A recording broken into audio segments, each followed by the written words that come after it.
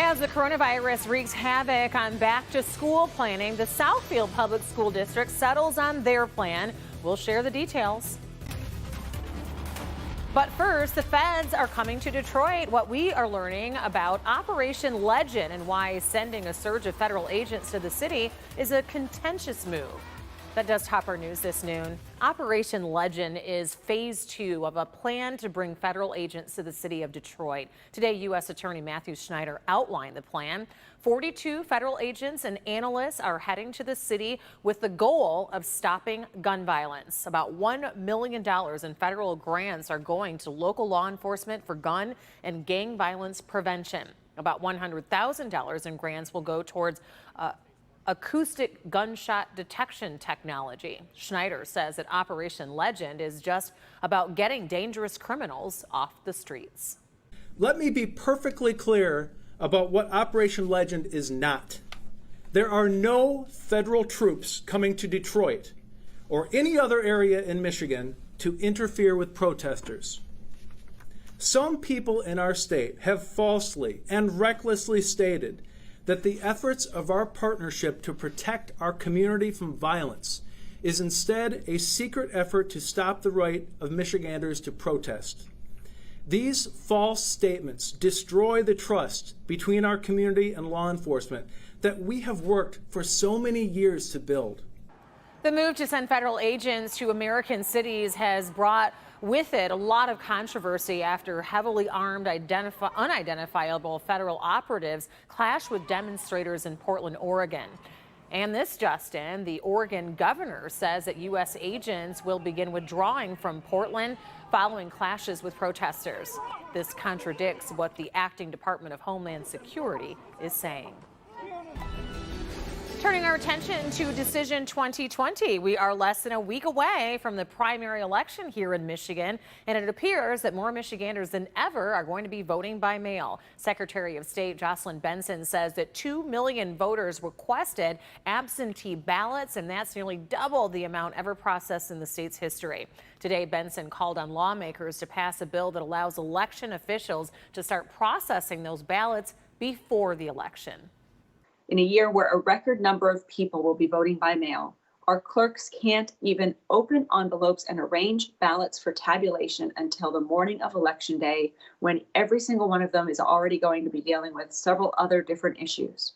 This will create undue pressure and stress for our election officials that is unnecessary, and our officials will have to work through the night, increasing the potential for human error and other challenges in the counting. Also probably delay the results. Benson says that there will be precautions for people who want to vote in person. The state is giving gloves and face masks at the precincts.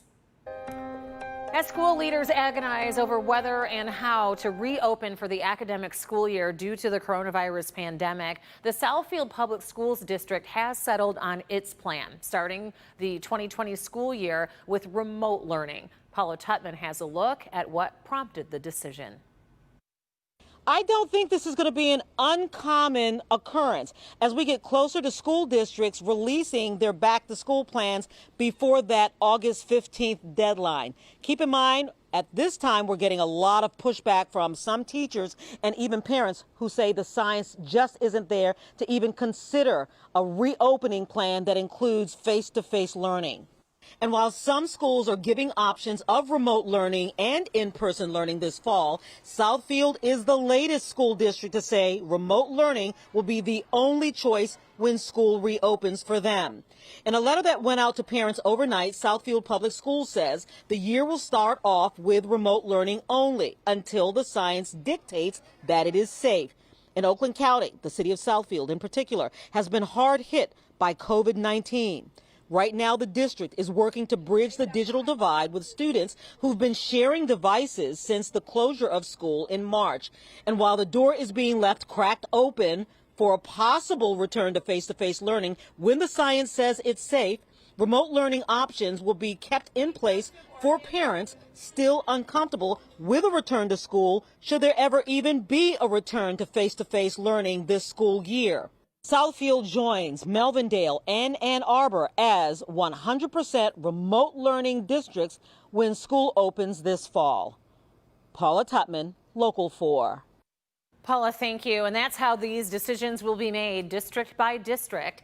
Governor Whitmer says that several options are on the table for the upcoming school year. However, a final decision will not come until just before the school year begins. On Tuesday afternoon, the state reported 669 new cases of COVID-19 in the past day and 16 more deaths, though 11 of those deaths were added retroactively after a review of vital records.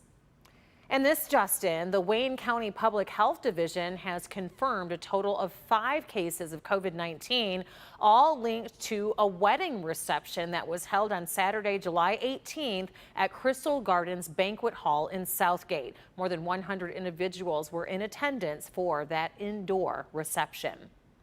On the national front, a new federal report has added more states to the list of coronavirus red zones. More than 149,000 Americans have died from this illness. There are more than 4.3 million confirmed cases in the U.S., and that's according to a Johns Hopkins University database. As Miguel Almaguer reports, health officials say far too many gatherings and parties are happening with blatant disregard for safety regulations.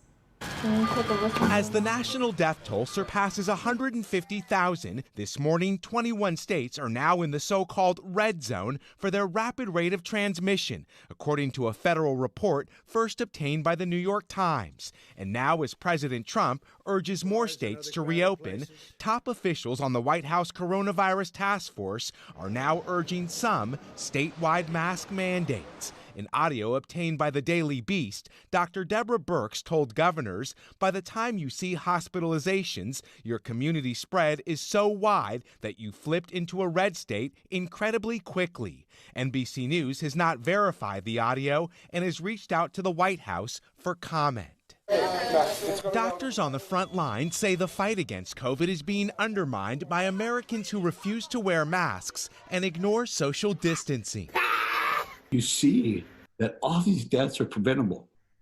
They're preventable. And people just don't pay attention.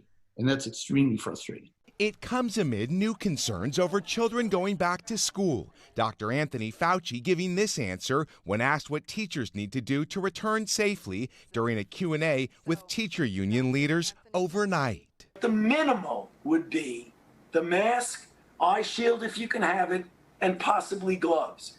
But washing your hands frequently, having Purell there if you don't have a sink nearby, is as good as wearing gloves. That advice coming as the country's second largest teachers union says it will support its 1.7 million members if they choose to strike in districts that reopen without adequate health and safety measures. Do I want to get back into school?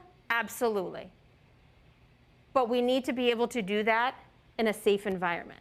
This morning, the new reality of living in a pandemic where some say life and death decisions are made every day. Miguel Almaguer, NBC News, Los Angeles. Turning our attention now to the financial impact of the coronavirus pandemic, General Motors is reporting a steep drop in second quarter earnings. GM has lost $800 million in the second quarter when the pandemic forced plants to shut down. By comparison, GM had a profit of $2.4 billion last year. Sales for the 3-month period were down 34%.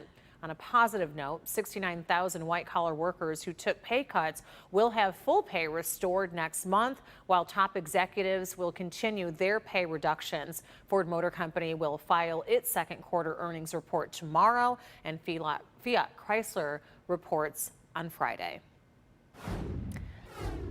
Now let's get a report from Brandon Rue as we take a live look at our sky cam, our Windsor sky cam of the downtown Detroit skyline, and it's looking cloudy and overcast, Brandon. Well, it depends on where you are and where you're looking. I've got bright sun on me here, front porch studio, Grosse Pointe Woods. But again, it depends on where you are. We've had showers rumble right through downtown, and as a result, you've got a little more cloud cover there, but you will see the sun popping out, fueling the atmosphere, and could be in for some stronger storms come mid-afternoon. Right now, we're all hovering a degree or two north and south of 80 degrees. It's 81 at Metro, 82 Mount Clemens, 84 in Adrian, 85 in Monroe. And notice the air temps and heat index temps are a couple, 2-3 degrees apart. What does that mean? Well, you add the humidity and the temperatures feel a couple of 2-3 degrees warmer. On our way to about 87 degrees, heat index will be 90. It's sweating weather for sure. And a couple of isolated showers now, a couple of stronger storms through the middle afternoon. The Storm Prediction Center has expanded its coverage or its area of severe risk, marginal risk, so it's a weak risk but still a risk that we will be watching as we head through the middle of the afternoon. The models indicating 2-3 o'clock, right in that peak heat. Some strong storms, Rhonda, that could be producing damaging wind, hail. We'll take a closer look in a couple of minutes. All right, Brandon, sounds good. We'll see you here in a few. Meanwhile, still to come, the CEOs from 4 of the biggest tech companies in the world are on the virtual hot seat. We'll take a closer look at the accusations against them and how they are defending themselves.